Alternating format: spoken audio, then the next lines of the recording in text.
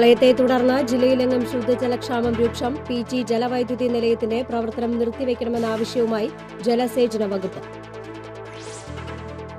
തൃശൂർ ഉൾപ്പെടെയുള്ള 5 ജില്ലകളിൽ എലിപ്പനി ജാഗ്രതാ നിർദ്ദേശം. ആരോഗ്യവകുപ്പ് മുന്നറിയിപ്പിനെ തുടർന്ന് ഡിഎംഒ ഓഫീസിൽ അടിയന്തര യോഗം ചേർന്നു.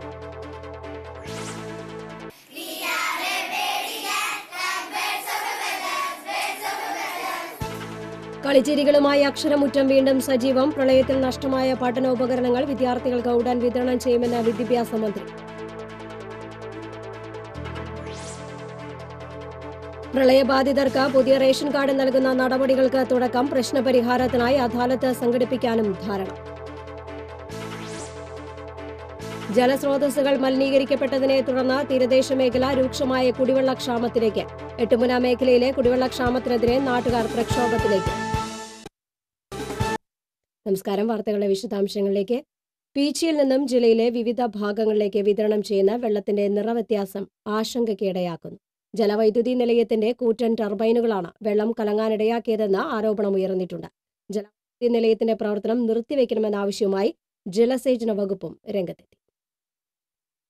പ്രളയത്തിനു ശേഷം ദുരിതാശ്വാസ ക്യാമ്പിൽ നിന്ന് മടങ്ങിയെത്തിയവരാണ് കുടിവെള്ളത്തിനായി ദുരിതം നേരിടുന്നത്. 17-ാം തീയതി മുതൽ നഗരത്തിലെയും പരിസരങ്ങളിലെയും വിവിധ പ്രദേശങ്ങളിൽ പീച്ചി പൈപ്പ് ലൈൻ വഴി മഞ്ഞ നിറത്തിലാണ് വെള്ളം ലഭിക്കുന്നത്. ചെളി കലങ്ങിയ വെള്ളം കുടിക്കുന്നത് ഗുരുതരമായ ആരോഗ്യ പ്രശ്നങ്ങൾ സൃഷ്ടിക്കുമെന്ന ആശങ്കയും നിലനിൽക്കുന്നുണ്ട്. കലങ്ങിയ വെള്ളം ഉപയോഗിച്ച് കുളിക്കുന്നവർക്ക് ചൊറിച്ചിൽ അനുഭവപ്പെടുന്നതായും പറയുന്നു. പീച്ചിയിൽ ഇപ്പോഴും കലക്കവെള്ളമാണ് വന്നുകൊണ്ടിരിക്കുന്നത്. പക്ഷേ എന്ത് തന്നെയായാലും ജനങ്ങൾ വളരെ ദുരിതത്തിലാണ്. പല ആളുകളും ചൊറിച്ചൽ അതുപോലെയുള്ള പല രോഗങ്ങളും ഇപ്പോൾ റിപ്പോർട്ട് ചെയ്യുന്നു. ഇന്ന് രാവിലെ വന്നിട്ടുള്ള വെള്ളത്തിൻ്റെ കളറാണിത്. ഇത് മുഴുവൻ അഴുക്കാണ് ഈ വെള്ളത്തിൽ. ഇത് കുടിച്ചു കഴിഞ്ഞാൽ ഉണ്ടാകുന്ന പ്രശ്നങ്ങൾ ഇപ്പം നമ്മുടെ ഡിവിഷനിലെല്ലാം ഞങ്ങൾ ചെയ്യുന്നത് ടാങ്കർ ലോറിയെ സമീപിക്കുകയാണ്. വീടുകളിലേക്ക് കുടിക്കുന്നതിന് വേണ്ടി മാത്രമായിട്ട് ടാങ്കർ ലോറിയിൽ ജനങ്ങളിലേക്ക് എത്തിച്ചുകൊണ്ടിരിക്കുന്നു. അടിയന്തരമായി ഇതിൻ്റെ അധികൃതർ ഇടപെട്ടുകൊണ്ട് എന്താണ് സംഭവിച്ചത് എന്ന് മനസ്സിലാക്കി ജനങ്ങളെ അടുത്ത ഒരു ദുരിതത്തിലാക്കാതെ അവരെ തിരിച്ചു കൊണ്ടുവരണം. നിലവിൽ വിതരണം ചെയ്യുന്ന കുടിവെള്ളം ഉപയോഗപ്രദമല്ലെന്ന് കണ്ടെത്തിയോടെ കുടിവെള്ളത്തിനായി കുപ്പിവെള്ളവും ടാങ്കർ ലോറി വെള്ളവും പണം കൊടുത്ത് വാങ്ങേണ്ട സ്ഥിതിയാണ്. പ്രളയത്തിനിടെ പീച്ച് ഡാമിലേക്ക് ചെളി നിറഞ്ഞ വെള്ളം ഒഴുകിയെത്തിയതിനു പുറമെ ഡാമിൽ പ്രവർത്തിക്കുന്ന ജലവൈദ്യുതി നിലയത്തിന്റെ ടർബൈനുകൾ എന്നറിയപ്പെടുന്ന കൂറ്റൻ യന്ത്രഭാഗങ്ങൾ ജലാശയത്തിനടിയിൽ പ്രവർത്തിക്കുന്ന കാരണം വെള്ളം കലങ്ങിമറിയാൻ ഇടയായതായി ജലസേചന വകുപ്പ് അധികൃതർ ചൂണ്ടിക്കാട്ടുന്നു. നമുക്ക് പീച്ചി വെള്ളത്തിന്റെ പ്രളയത്തിന്റെ ഭാഗമായിട്ട് പീച്ചി ഡാം ഓവർഫ്ലോ ചെയ്യും.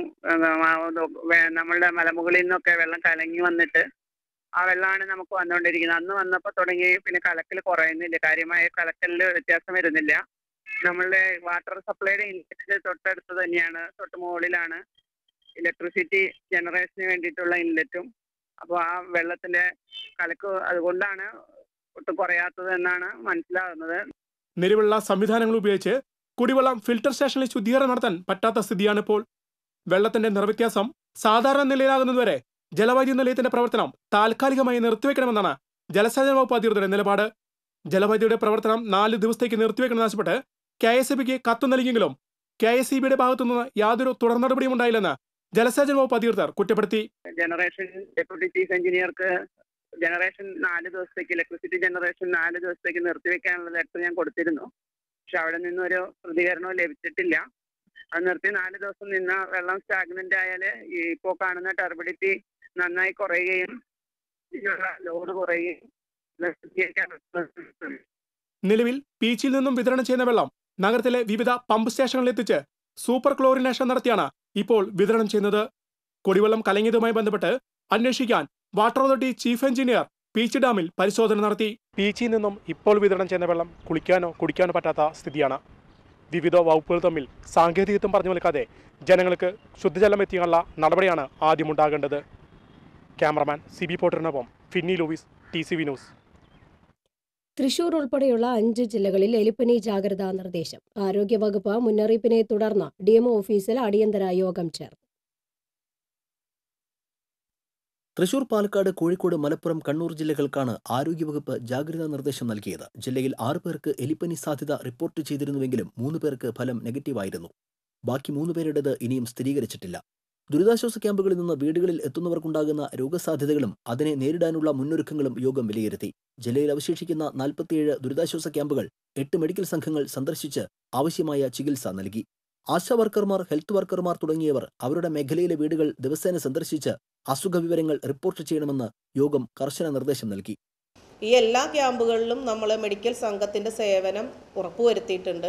ജില്ലാ മെഡിക്കൽ ഓഫീസിൽ നിന്ന് തന്നെ കൂടുതൽ മെഡിക്കൽ ടീമിനെ വിന്യസിച്ചുകൊണ്ട് എല്ലാ ഏരിയകളും കവർ ചെയ്തിട്ടുണ്ട്. അതുകൂടാതെ പ്രാഥമിക ആരോഗ്യ കേന്ദ്രങ്ങളിലെ ഡോക്ടേഴ്സും അവരവരുടെ ഏരിയയിലെ ക്യാമ്പുകൾ വിസിറ്റ് ചെയ്യുന്നുണ്ട്. ആശാപ്രവർത്തകരും ഫീൽഡ് വർക്കേഴ്സും എല്ലാ ദിവസവും അവരവരുടെ ഏരിയയിലെ വീടുകൾ വിസിറ്റ് ചെയ്യുകയും എന്തെങ്കിലും പകർച്ചവ്യാധികൾ അവിടെ റിപ്പോർട്ട് ചെയ്തിട്ടുണ്ടോ എന്നുള്ള കാര്യം എല്ലാ ദിവസവും നമ്മുടെ ഡിസ്ട്രിക്ട് മെഡിക്കൽ ഓഫീസിലേക്ക് അറിയിക്കണമെന്ന് കർശനമായി നിർദ്ദേശം നൽകിയിട്ടുണ്ട്. കിണർ വെള്ളം ക്ലോറിനേഷൻ നടത്താനുള്ള നടപടികൾ ഹെൽത്ത് സെന്ററുകൾ തദ്ദേശ സ്വയംഭരണ സ്ഥാപനങ്ങളുമായി ചേർന്ന് നടത്തും. മലിനജലവുമായി സമ്പർക്കമുണ്ടായിട്ടുള്ളവർക്ക് എലിപ്പനി തടയുന്നതിനായി ഡോക്ടറുടെ നിർദ്ദേശപ്രകാരം ഡോക്സിസൈക്ലിൻ ഗുളികകൾ നൽകാനുള്ള നിർദ്ദേശം നൽകിയിട്ടുണ്ട്. കമ്മ്യൂണിക്കബിൾ ഡിസീസ് വരാതെ നോക്കുന്നതിന് വേണ്ടിയിട്ടുള്ള ആക്ടിവിറ്റീസിന് വേണ്ടിയിട്ടാണ്. അതിലെ ഏറ്റവും പ്രധാനം എന്ന് പറഞ്ഞു കഴിഞ്ഞാൽ കിണറുകളുടെ ക്ലോറിനേഷനാണ്. അതുകൂടാതെ നമ്മളുടെ ലെപ്റ്റോസ്പൈറോസിസ് അല്ലെങ്കിൽ എലിപ്പനി വരാതിരിക്കാൻ വേണ്ടിയിട്ട് ഈ ക്യാമ്പുകളിൽ വെള്ളത്തിലോ ഒക്കെ കഴിഞ്ഞവർക്കും അതുപോലെ തന്നെ ക്ലീനിങ് വർക്കിൽ ഏർപ്പെട്ട ആളുകൾക്കും ഡോക്സിസൈക്ലിൻ ഗുളിക വരാതിരിക്കാൻ വേണ്ടി മുൻകരുതലായി തന്നെ എടുക്കാനുള്ള നിർദ്ദേശം നൽകിയിട്ടുണ്ട്.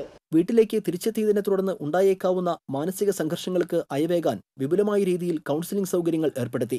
ജില്ലാ മെഡിക്കൽ ഓഫീസർ ഡോക്ടർ ബിന്ദു തോമസിന്റെ അധ്യക്ഷതയിൽ ചേർന്ന അടിയന്തര യോഗത്തിൽ ജില്ലാ പ്രോഗ്രാം മാനേജർ, മെഡിക്കൽ ഓഫീസർമാർ, പ്രോഗ്രാം ഓഫീസർമാർ, ഹെൽത്ത് സൂപ്പർവൈസർമാർ, PROമാർ തുടങ്ങിയവർ പങ്കെടുത്തു. TCV തൃശൂർ. ജില്ലയിലെ ശുചീകരണ പ്രവൃത്തികൾ ഏറെക്കുറെ പൂർത്തീകരിച്ചതായി കണക്കുകൾ. വെള്ളപ്പൊക്കത്തിൽ നാശമായ 1,07,650 വീടുകളിൽ 1,01,847 വീടുകൾ ശുചീകരിച്ചതായി പഞ്ചായത്ത് ഡെപ്യൂട്ടി ഡയറക്ടർ അറിയിച്ചു. 945 കെട്ടിടങ്ങൾ തകർന്നു. ജില്ലയിൽ 69,225 കിണറുകൾ നാശമായി. 47 സ്കൂളുകളെ പ്രളയം ബാധിച്ചു. ഇതിൽ 46 സ്കൂളുകൾ ശുചീകരിച്ചു. 7,532 ശുചീകരണ സ്ക്വാഡുകളാണ് ജില്ലയുടെ വിവിധ ഭാഗങ്ങളിൽ ശുചീകരണത്തിൽ ഏർപ്പെട്ടത്.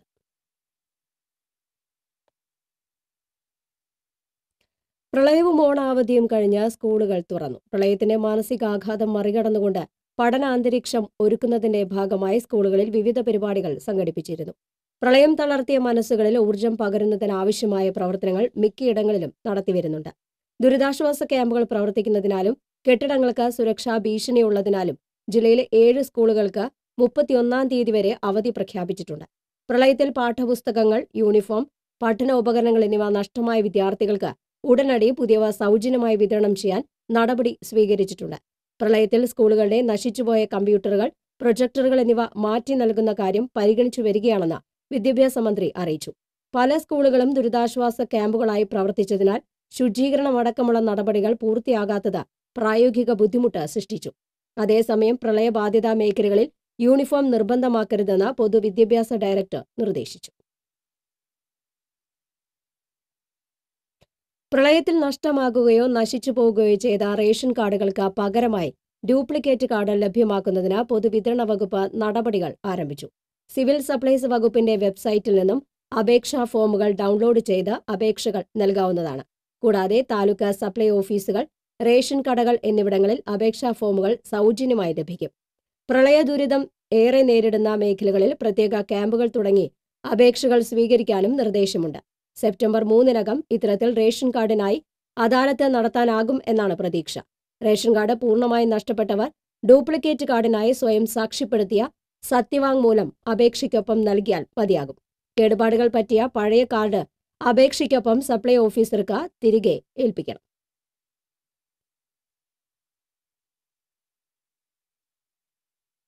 ഇടവേള.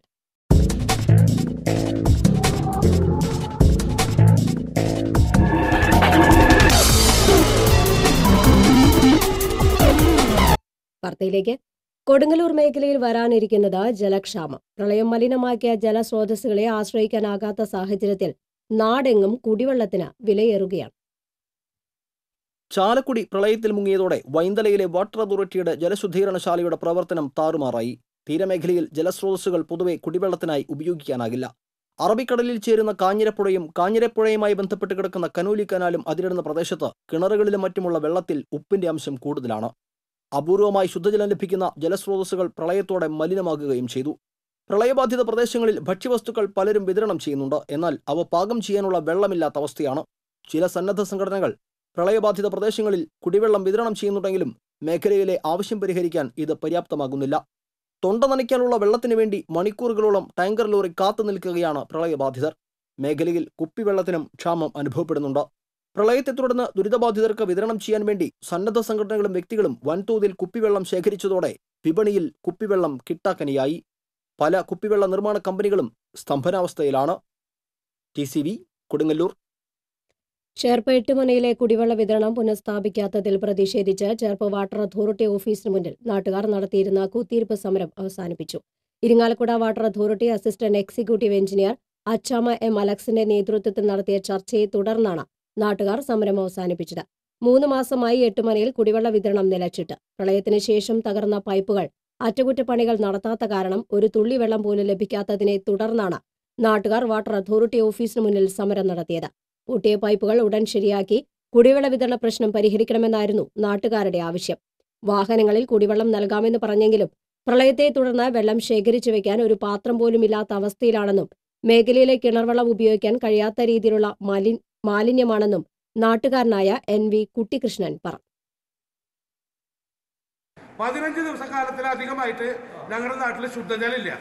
ഇപ്പോൾ ആളുകൾ ക്യാമ്പുകളിൽ നിന്നും മറ്റു വീടുകളിൽ നിന്നും അവിടേക്ക് മടങ്ങി വരാൻ തയ്യാറായിട്ട് നിൽക്കും.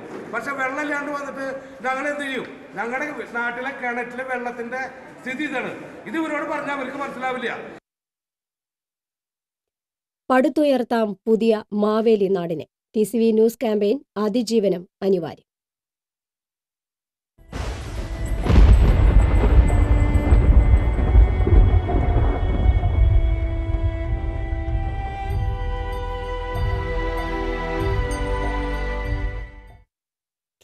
കൂട്ടിത്തുന്നേണ്ടത് പ്രളയം തകർത്തെറിഞ്ഞ ജീവിത പരിസരങ്ങളെ മാത്രമല്ല, ചിതറിത്തെറിച്ച മനസ്സുകളെ കൂടിയാണ്.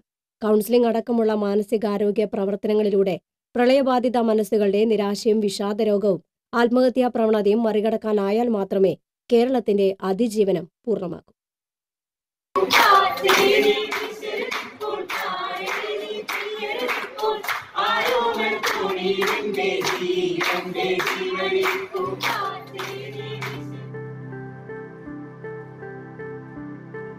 പ്രളയാനന്തര കേരളം നേരിടുന്ന ഏറ്റവും വലിയ വെല്ലുവിളി ഭൗതിക സാഹചര്യങ്ങളുടെ പുനഃസൃഷ്ടിയേക്കാൾ പ്രളയത്തിന് ഇരകളായവരുടെ മാനസികാരോഗ്യം തിരിച്ചുപിടിക്കുക എന്നതുകൂടിയാണ്.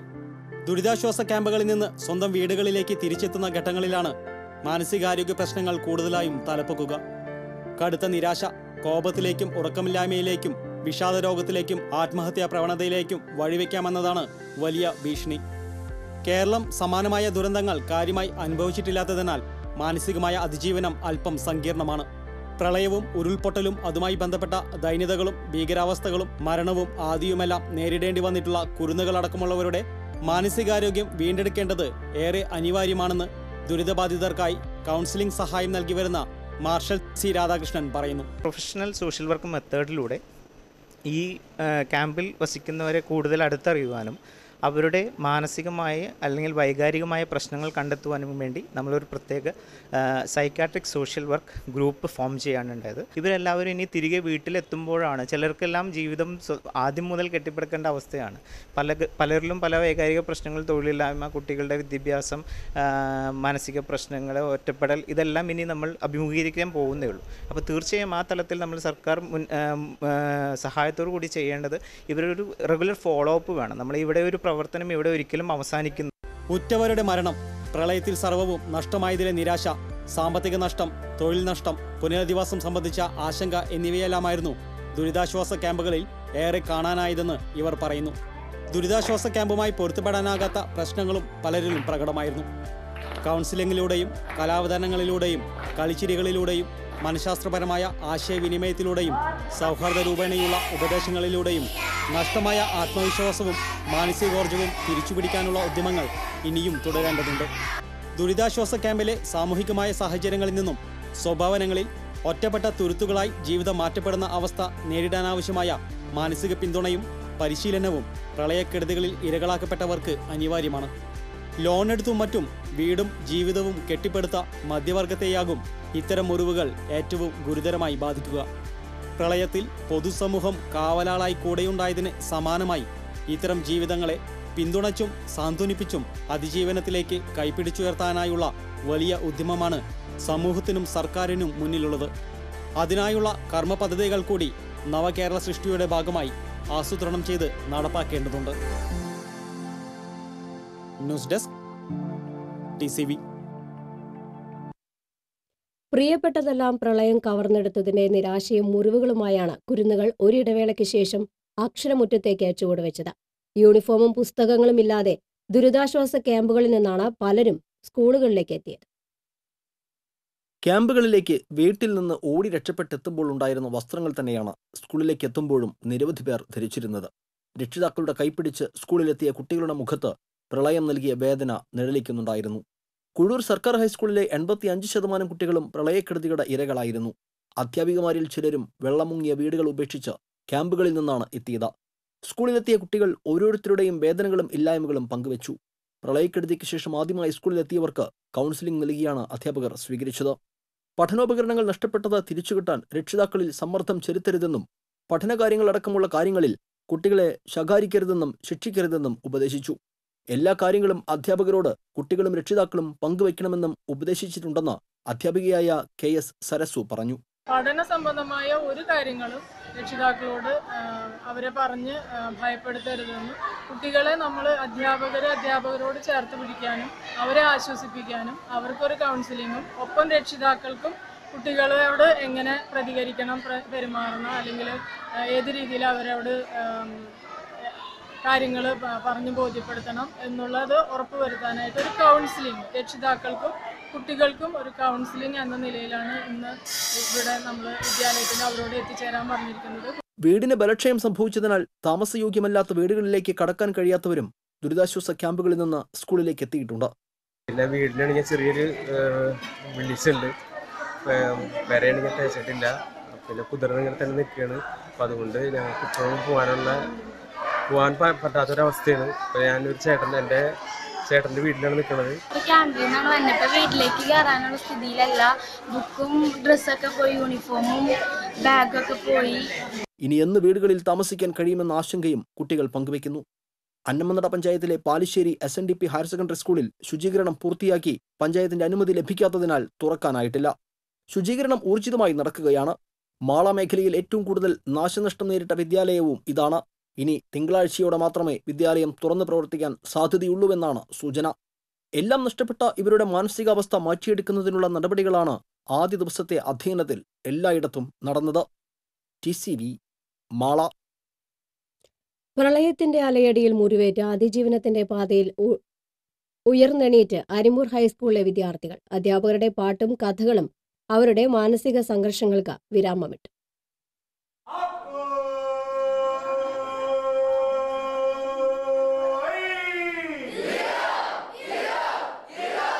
പ്രളയമുഖത്തെ അതിജീവിച്ചവരും വീടുകൾ നഷ്ടപ്പെട്ടവരും പാഠപുസ്തകങ്ങൾ നഷ്ടപ്പെട്ടവരുമായ നിരവധി വിദ്യാർത്ഥികളാണ് അരിമ്പൂർ ഹൈസ്കൂളിലെത്തിയത്. തമ്മിൽ കണ്ടപ്പോൾ പതിവ് സൗഹൃദവും കളിതമാശയും നിറഞ്ഞെങ്കിലും ചിലർ ഇടയ്ക്ക് വിതുമ്പി.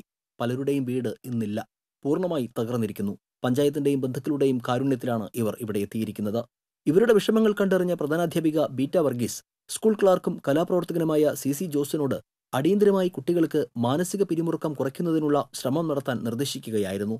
തുടർന്ന് അധ്യാപകരായ Francis, CJO K Joseph, Joby George എന്നിവരുടെ നേതൃത്വത്തിൽ പ്രത്യേക മുറിയിൽ പ്രളയപ്രഹരമേറ്റ കുട്ടികൾക്കായി അധ്യയനം മാറ്റിവെച്ച് മാനസിക ഉന്മേഷം നൽകുന്നതിനായി പ്രത്യേക ക്ലാസ് നടത്തി. സ്കൂൾ പ്രതിനിധി CC ജോസ് ആർപ്പോ ഇർറോ വിളിച്ചപ്പോൾ സങ്കടങ്ങളുടെ പെരുമഴക്കാലം പടിയിറങ്ങി. ഏറ്റുവിളിച്ചും താളത്തിൽ കൈകുട്ടിയും കുട്ടികൾ വേദനകളെ അതിജീവിച്ചു.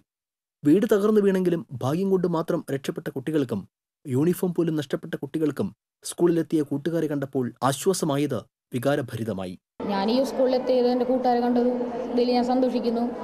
അവരിലൊപ്പം കളിച്ചിരിക്കുന്ന തമാശകളുമായി ഈ വെള്ളപ്പൊക്കത്തിൻ്റെ ഈ പ്രളയ ദുരിതത്തെ ഞാൻ മറക്കുന്നു. പാട്ടും ഇതൊക്കെ ഇപ്പോൾ സന്തോഷമുണ്ട്. ഇത്ര നാൾ വിഷമത്തിലായിരുന്നു, ഇപ്പോൾ കൂട്ടുകാരികളൊക്കെ കണ്ടപ്പോൾ വരച്ചു. ഇപ്പോഴത്തെ കുട്ടികൾ ഏറ്റവും കൂടുതൽ അഭിമുഖീകരിക്കുന്ന പ്രശ്നം അവരെ പാഠപുസ്തകങ്ങളും നോട്ട്ബുക്കുകളും എല്ലാം നഷ്ടപ്പെട്ടതാണ്.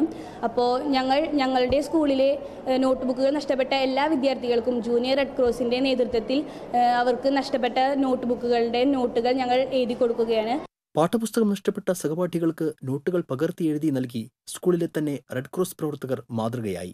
എല്ലാ റോഡുകളും പാടങ്ങളിൽ അവസാനിക്കുന്ന ദ്വീപ് പ്രദേശമായ അരിമ്പൂരിൽ ദുരിതബാധിതരായ കുട്ടികൾക്ക് ഊർജ്ജം നൽകുന്നതിനു വേണ്ടിയാണ് ഇത്തരമൊരു വേദി സംഘടിപ്പിച്ചതെന്ന് സ്കൂൾ ക്ലർക്ക് CC ജോസ് പറഞ്ഞു. അങ്ങനെ ഇന്ന് സ്കൂൾ തുറന്നു വന്നപ്പോൾ കുട്ടികളെയൊക്കെ എങ്ങനെയാണ് നമുക്ക് ഇത്രയും കൂടി മാനസികമായിട്ട് ഊർജ്ജം നൽകേണ്ടതെന്ന് ആലോചിച്ചപ്പോൾ നമ്മളൊക്കെ കൂടി ചേർന്നെടുത്തൊരു തീരുമാനമായിരുന്നു. ആ കുട്ടികളെയൊക്കെ വിളിച്ചിരുത്തി കുറച്ച് പാട്ടൊക്കെ പാടി അവരുടെ മാനസിക നിലവാരം ഒന്ന് ഉയർത്താന്നുള്ളത്. TCB അന്തിക്കാട്.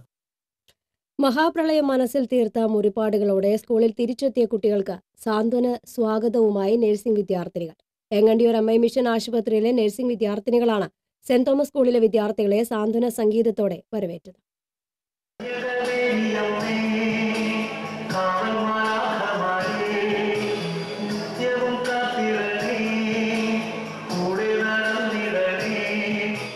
ഒരാഴ്ചക്കാലം തങ്ങൾക്ക് അഭയകേന്ദ്രമായിരുന്ന മാതൃവിദ്യാലയത്തിൽ പുതിയൊരു അന്തരീക്ഷമായിരുന്നു കുട്ടികൾക്ക്. പ്രളയം കുടുംബങ്ങളിൽ മായാത്ത മുറിപ്പാടുകൾ സൃഷ്ടിക്കാതിരിക്കാൻ എങ്ങണ്ടിയൂർ MI മിഷൻ ആശുപത്രി അധികൃതർ മുന്നോട്ട് വരികയായിരുന്നു. ദിവസങ്ങൾ നീണ്ട ദുരിതകാലത്തെ അനുഭവങ്ങൾ മായ്ച്ചുകളയാൻ കുട്ടികൾക്കായി ചെറിയൊരു കലാവിരുന്നിന് MI മിഷൻ നഴ്സിംഗ് വിദ്യാർത്ഥിനികൾ തീരുമാനിച്ചു. ആശുപത്രി director father doctor Francis Alappatt ഇക്കാര്യം അറിയിച്ചതോടെ സ്കൂൾ അധികൃതരും ഇതിനുള്ള സമ്മതം അറിയിച്ചു. സ്കൂളിലെത്തിയ സംഘത്തെ പ്രധാനാധ്യാപിക Shaila Rani, nursing school principal sister Grace Maria എന്നിവരുടെ നേതൃത്വത്തിൽ സ്വീകരിച്ചു. ആശുപത്രി assistant director father Sanjay Thaikkattil ഏതാനും സിനിമാ ഗാനങ്ങൾ ആലപിച്ച് കുട്ടി സദസ്സിനെ കയ്യിലെടുത്തു.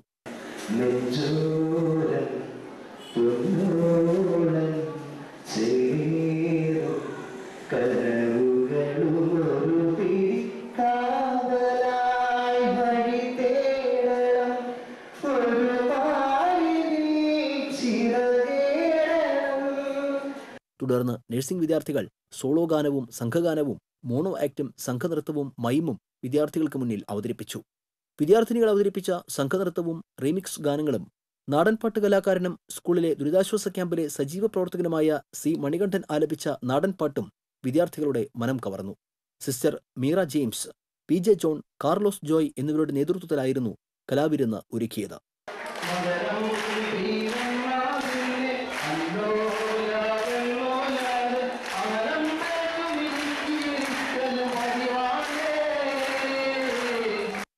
TCB തൃപ്രയാർ. പ്രളയബാധിതരെ സഹായിക്കാനായി മുഖ്യമന്ത്രിയുടെ ദുരിതാശ്വാസ നിധിയിലേക്ക് Thrissur corporation deputy mayor Beena Murali തന്റെ ഒരു മാസത്തെ ഓണറേറിയം തുക കൈമാറി. CPI ഓഫീസിലെത്തി ജില്ലാ സെക്രട്ടറി KK വത്സരാജിന് ഓണറേറിയം തുകയായ 14,500 രൂപ ഡെപ്യൂട്ടി മേയർ കൈമാറി. കഴിഞ്ഞ ദിവസം ചേർന്ന CPI എക്സിക്യൂട്ടീവ് യോഗത്തിൽ മുഖ്യമന്ത്രിയുടെ അഭ്യർത്ഥന പ്രകാരം എല്ലാ ജനപ്രതിനിധികളും ഒരു മാസത്തെ ശമ്പളം ദുരിതാശ്വാസ നിധിയിലേക്ക് നൽകാൻ തീരുമാനിച്ചിരുന്നു. പാർട്ടി സംസ്ഥാന കൗൺസിൽ മുഖേന മുഖ്യമന്ത്രിയുടെ ദുരിതാശ്വാസ നിധിയിലേക്ക് തുക കൈമാറുമെന്ന് CPI ജില്ലാ സെക്രട്ടറി KK വത്സരാജ് അറിയിച്ചു.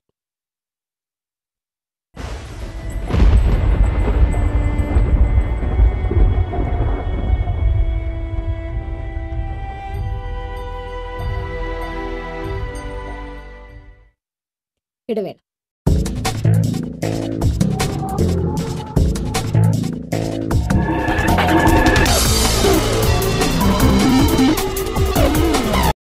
വാർത്തയിലേക്ക്. തൃശൂർ ഷൊർണൂർ സംസ്ഥാന പാതയിൽ വീണ്ടും മണ്ണിടിച്ചൽ ഭീഷണി. മേലെ വെട്ടിക്കാട്ടിരി വളവിലെ 25 അടിയോളം ഉയരത്തിൽ പാറക്കൂട്ടങ്ങൾ നിൽക്കുന്ന ഭാഗത്താണ് ഇപ്പോഴും മലയിടിച്ചിൽ തുടരുന്നത്.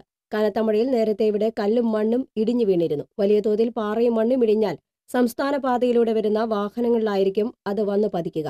2 വാഹനങ്ങൾക്ക് കഷ്ടിച്ച് കടന്നുപോകാവുന്ന വഴി കൂടിയാണിത്. ഇവിടം സുരക്ഷിതമാണെന്ന് ഉറപ്പുവരുത്താൻ അധികൃതർ തയ്യാറാകണമെന്ന് നാട്ടുകാർ ആവശ്യപ്പെട്ടു. 16 ദിവസത്തെ ഇടവേളയ്ക്ക് ശേഷം അതിരപ്പള്ളി വിനോദസഞ്ചാരികൾക്കായി തുറന്നുകൊടുത്തു. കാലവർഷം കനത്തതോടെ അതിരപ്പള്ളി മേഖലയിലേക്ക് വിനോദസഞ്ചാരികളുടെ പ്രവേശനം നിരോധിക്കുകയായിരുന്നു. ചാലക്കുടി പുഴ കരകവിഞ്ഞൊഴുകുകയും പ്രളയം രൂക്ഷമാകുകയും ചെയ്തതോടെ ഈ മേഖല പൂർണ്ണമായും ഒറ്റപ്പെട്ട നിലയിലായിരുന്നു. മലവെള്ളപ്പാച്ചിലും ഉരുൾപൊട്ടലും മണ്ണിടിച്ചിലും അടക്കമുള്ള പ്രതികൂല സാഹചര്യങ്ങൾ മൂലം ഈ മേഖലയിലേക്ക് ഗതാഗതം നിർത്തിവച്ചിരിക്കുകയായിരുന്നു. കാലാവസ്ഥ അനുകൂലമായതോടെയാണ് അതിരപ്പള്ളി വീണ്ടും വിനോദസഞ്ചാരികൾക്കായി തുറന്നു നൽകിയത്. ജില്ലയുടെ പ്രധാന ടൂറിസം കേന്ദ്രമായ അതിരപ്പള്ളി വീണ്ടും തുറന്നു നൽകിയെങ്കിലും വിനോദസഞ്ചാരികളുടെ പ്രവാഹം ആദ്യ ദിനം കാര്യമായി പ്രകടമായില്ല. വെള്ളച്ചാട്ടത്തിനടുത്തുള്ള കൈവരികൾ തകർന്ന സാഹചര്യത്തിൽ മുള കൊണ്ടുള്ള താൽക്കാലിക കൈവരികളാണ് ഇപ്പോൾ തയ്യാറാക്കിയിട്ടുള്ളത്. ഷോളയാറിലേക്ക് സർക്കാരിന്റെ വിവിധ വകുപ്പുകളുടെ ജീപ്പുകൾ മാത്രമാണ് കടത്തിവിടുന്നത്. റോഡിൽ ഇടിഞ്ഞുകിടക്കുന്ന മണ്ണ് പൂർണ്ണമായി നീക്കം ചെയ്യാൻ കഴിയാത്തതാണ് ഗതാഗതത്തിന് തടസ്സമായി നിൽക്കുന്നത്. എന്നാൽ ഉരുൾപൊട്ടലടക്കമുള്ള കനത്ത പ്രകൃതിക്ഷോഭം സംഭവിച്ച വാഴച്ചാൽ വിനോദസഞ്ചാര കേന്ദ്രം തുറക്കുന്നത് സംബന്ധിച്ച് ഇനിയും ധാരണയായിട്ടില്ല. മഴവെള്ളപ്പാച്ചിലിൽ ഒലിച്ചുപോയ പീച്ചാമ്പള്ളി പാലം ഉടൻ പുനർനിർമ്മിക്കുമെന്ന് മന്ത്രി സി രവീന്ദ്രനാഥ്. പുതിയ പാലം നിർമ്മിക്കുന്നതിനുള്ള എസ്റ്റിമേറ്റ് തയ്യാറാക്കാൻ തൃക്കൂർ പഞ്ചായത്ത് അധികൃതർക്ക് മന്ത്രി നിർദ്ദേശം നൽകി. പാലത്തിനാവശ്യമായ തുക വകയിരുത്തുമെന്നും എത്രയും വേഗം പാലത്തിന്റെ നിർമ്മാണം പൂർത്തിയാക്കുമെന്നും സ്ഥലം സന്ദർശിച്ച മന്ത്രി ഉറപ്പു നൽകി. കല്ലൂരിൽ നിന്ന് വരാക്കര, വരന്തരപ്പള്ളി ഭാഗങ്ങളിലേക്കുള്ള പ്രധാന മാർഗമാണിത്. പാലം തകർന്നതോടെ നൂറുകണക്കിന് ജനങ്ങളാണ് ദുരിതമനുഭവിക്കുന്നത്. ഇതോടെ ബസ് സർവീസുള്ള റോഡിലെ ഗതാഗതം പൂർണ്ണമായി നിലച്ചിരുന്നു. തകർന്ന പഴയ പാലത്തിന് മുകളിൽ കനമുള്ള മരത്തടികൾ നിരത്തി മണ്ണും കല്ലും ഉപയോഗിച്ച് ബലപ്പെടുത്തിയ താൽക്കാലിക പാലത്തിലൂടെയാണ് നാട്ടുകാർ ഇപ്പോൾ കടന്നുപോകുന്നത്.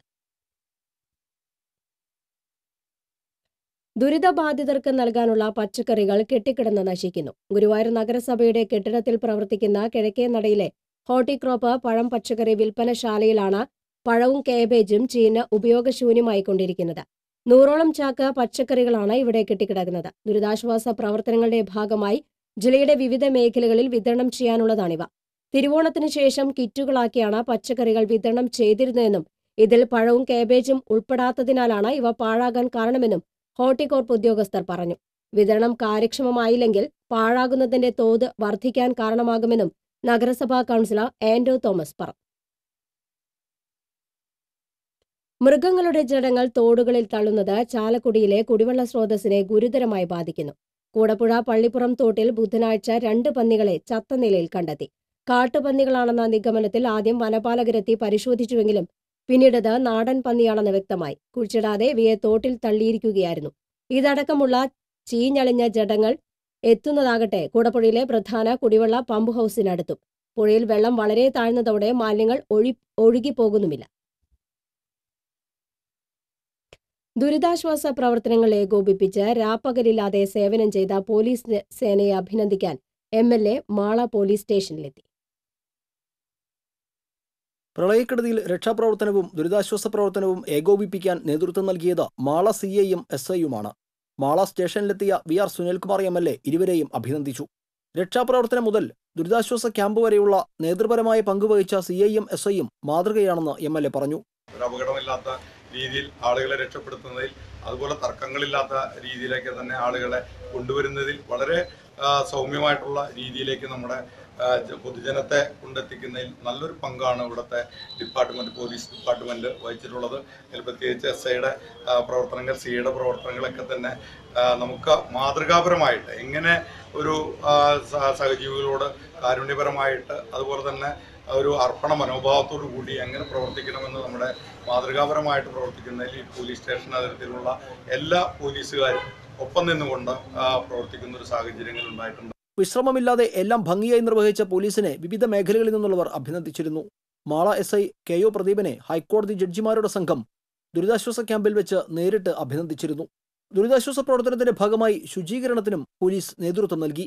സ്വന്തം വീട് പ്രളയക്കെടുതിയിൽ അകപ്പെട്ടപ്പോഴും അതൊന്നും പരിഗണിക്കാതെയാണ് മാള CI KK ഭൂപേഷ് സേവനത്തിനിറങ്ങിയത്. മാള പോലീസ് സ്റ്റേഷനിലെ 21 പേരുടെ വീടുകളിലാണ് പ്രളയത്തിൽ വെള്ളം കയറിയത്. TCV മാള. ബൈക്ക് വൈദ്യുതി പോസ്റ്റിലിടിച്ച് പരിക്കേറ്റ് ചികിത്സയിലായിരുന്ന യുവാവ് മരിച്ചു. കുറ്റിക്കാട് പെരേപ്പാടൻ ദേവസിയുടെ മകൻ ജയമോനാണ് മരിച്ചത്. ചൊവ്വാഴ്ച രാത്രി 8ഓടെ എലിഞ്ഞിപ്രയിൽ വെച്ചായിരുന്നു അപകടം.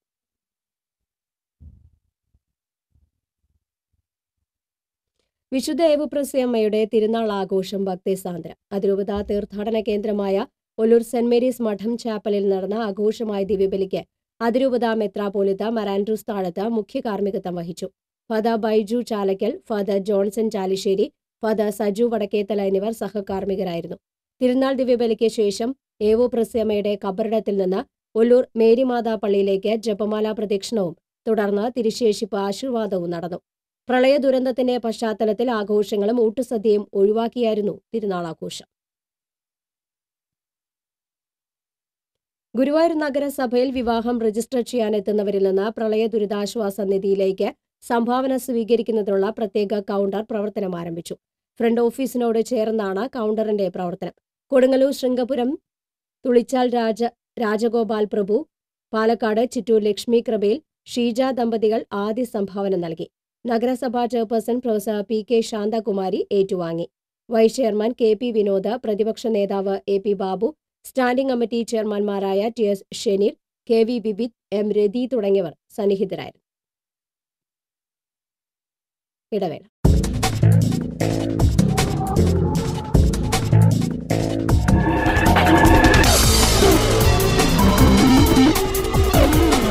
വാർത്തയിലേക്ക്.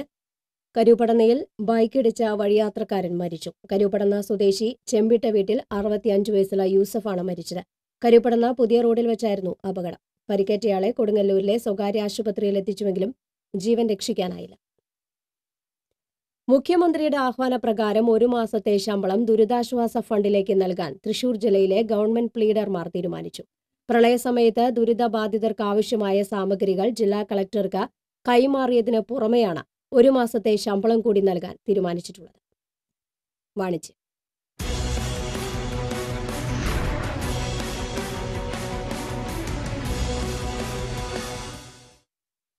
ചെറുതുരുത്തി ചുങ്കത്ത് മനാമ ബിൽഡിംഗിൽ JMJ ഫിനാൻസിന്റെ നവീകരിച്ച ഓഫീസിന്റെ ഉദ്ഘാടനം നടന്നു. റവറന്റ് ഫാദർ ജോർജ് ചിരിയങ്കണ്ടത്ത് സ്ഥാപനത്തിന്റെ ആശീർവാദ കർമ്മം നിർവഹിച്ചു. Vallathol Nagar panchayat president P. പത്മജ, വ്യാപാരി വ്യവസായി ഏകോപന സമിതി പ്രസിഡന്റ് ഹംസ, കമ്പനി ചെയർമാനും മാനേജിംഗ് ഡയറക്ടറുമായ MJ ജോർജ്, ഡയറക്ടർമാരായ ഷാജി, റോയ് എന്നിവരും ചേർന്ന് ഭദ്രദീപം തെളിയിച്ചു. 23 വർഷത്തെ സേവന പാരമ്പര്യമുള്ള ഫിനാൻസ് കമ്പനിയാണ് JMJ ഫിനാൻസ്. ദിവസത്തവണ വ്യവസ്ഥയിൽ business loan, property loan, gold loan, money transfer, insurance, PAN card service എന്നിവയാണ് ഇവിടെ ലഭ്യമാകുന്ന സേവനങ്ങൾ. നിക്ഷേപങ്ങൾക്ക് ഉയർന്ന പലിശയോടൊപ്പം സുരക്ഷിതത്വവും കമ്പനി ഉപഭോക്താക്കൾക്ക് വാഗ്ദാനം ചെയ്യുന്നു.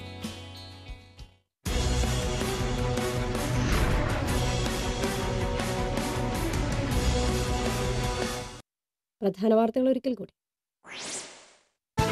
പ്രളയത്തെ തുടർന്ന് ജില്ലയിലെങ്ങും ശുദ്ധജലക്ഷാമം രൂക്ഷം. PG ജലവൈദ്യുതി നിലയത്തിന്റെ പ്രവർത്തനം നിർത്തിവെക്കണമെന്ന ആവശ്യവുമായി ജലസേചന വകുപ്പ്.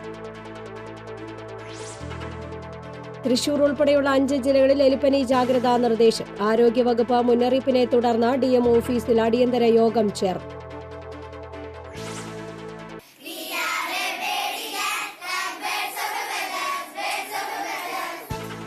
കളിച്ചിരികളുമായി അക്ഷരമുറ്റം വീണ്ടും സജീവം. പ്രളയത്തിൽ നഷ്ടമായ പഠനോപകരണങ്ങൾ വിദ്യാർത്ഥികൾക്ക് ഉടൻ വിതരണം ചെയ്യുമെന്ന് വിദ്യാഭ്യാസ മന്ത്രി.